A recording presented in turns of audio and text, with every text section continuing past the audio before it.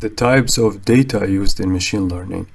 Data can be anything, including images and videos, including text and voices, graph. So literally like anything or any data that can be converted into a digital format can be used for machine learning. And here are some examples how different type of data can be used for machine learning. Maybe images, as we said in last example, we can use images to train the machine learning model to recognize a dog from a cat.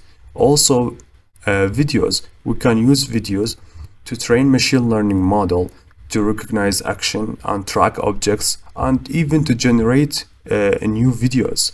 Voices, we also can use voices to train machine learning model to recognize the speech and identify the speakers. About the graph also, we can use the graph dataset to train the machine learning model to predict the stock market or the trading and whatever. That's how powerful machine learning is. It can be used for literally anything.